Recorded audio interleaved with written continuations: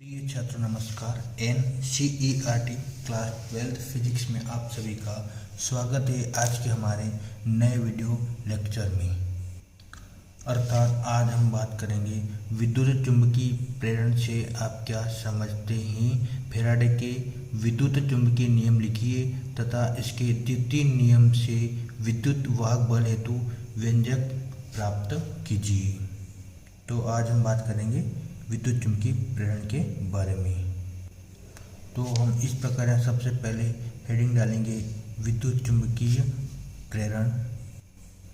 इस प्रकार हमने परिभाषा लिखी है कि किसी बंद कुंडली या बंद परिपथ में से गुजरने वाले चुंबकीय फ्लक्स में परिवर्तन होने से कुंडली में विद्युत वाहक बल प्रेरित होने लगता है।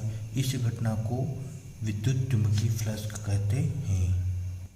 अर्थात हमारे पास कोई भी बंद कुंडली हो या कोई भी बंद परिपथ हो और उस कुंडली में यदि विद्युत धारा प्रवाहित की जाए तो उस कुंडली के अंदर चुंबकीय फ्लक्स में परिवर्तन होने लगता है, जिसकी वजह से कुंडली में एक विद्युत वाहक बल प्रेरित होने लगता है या प्रेरित हो जाता है। इस प्रकार जो घटना घटित होती है उस घटना को हम कहते हैं विद्युत चुंबकीय फ्लक्स। अब हम आगे बात करेंगे फैराडे के विद्युत चुंबकीय प्रेरण। तो हम लिखेंगे यहाँ पर फैराडे के विद्युत चुंबकीय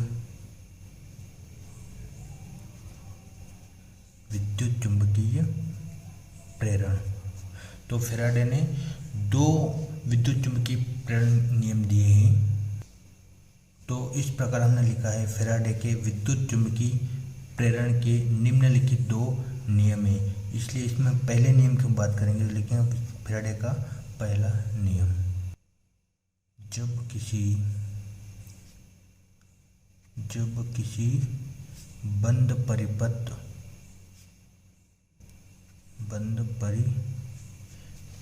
में से गुजरने वाला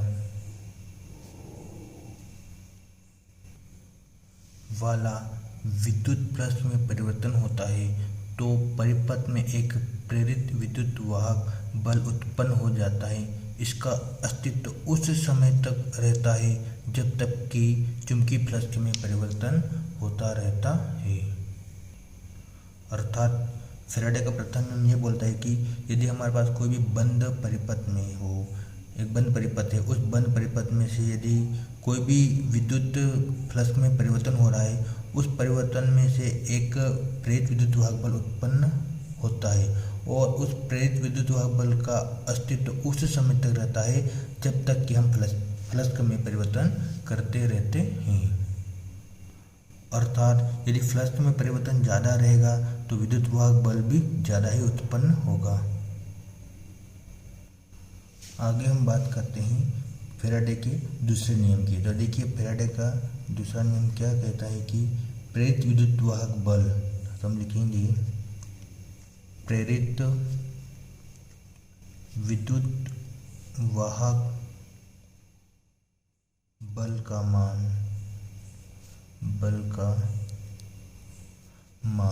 फ्लक्स परिवर्तन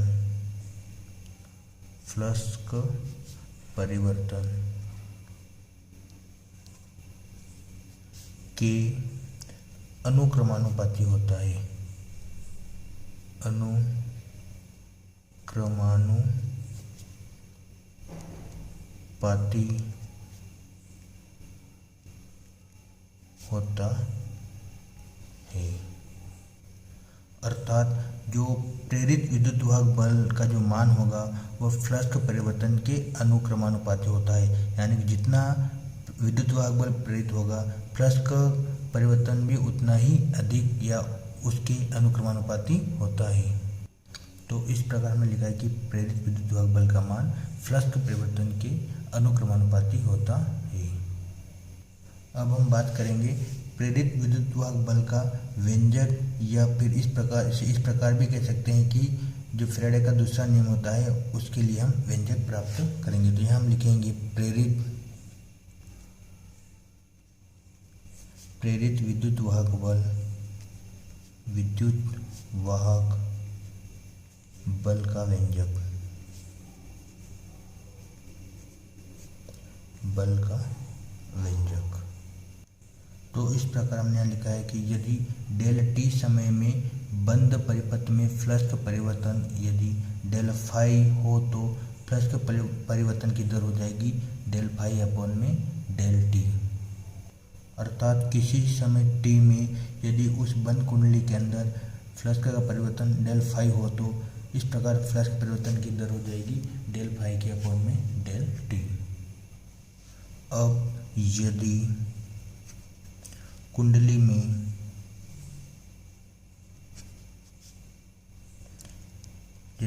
में उत्पन्न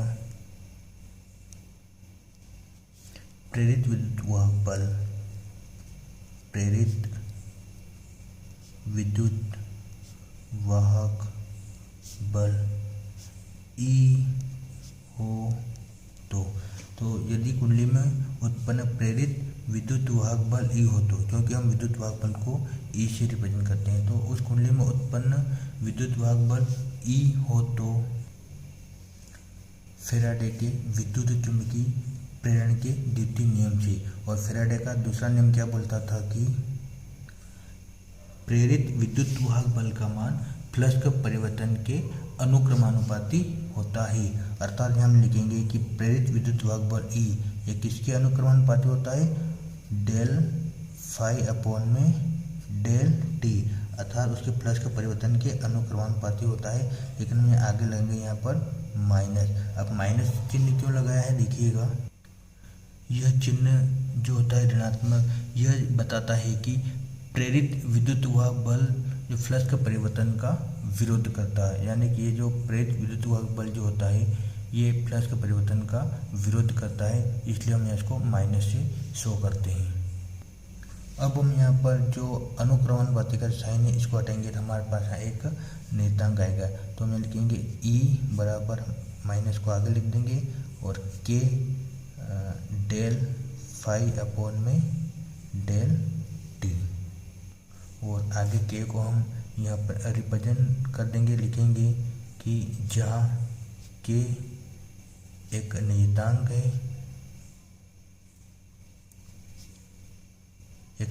है, और इसका मान जो होता है एसआई पद्धति में इसका मान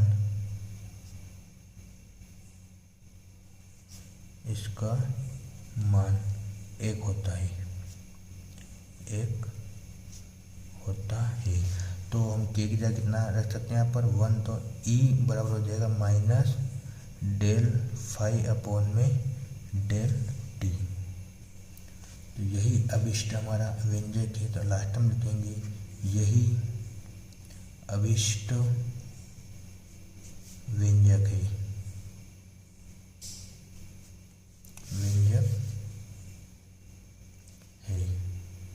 तो इस प्रकार आज के वीडियो लेक्चर में हमने देखा था कि विद्युत चुम्बकीय प्रेरण क्या होता है, फैराडे के विद्युत चुम्बकीय प्रेरण के नियम भी लिखे हैं और उसके दूसरे नियम का अपन ने व्यंजक भी उत्पन्न किया है। तो वीडियो पसंद आए तो लाइक और कमेंट जरूर करिएगा तथा चैनल को सब्सक्राइब भी जरूर करिएगा। जय हिंद, जय भारत।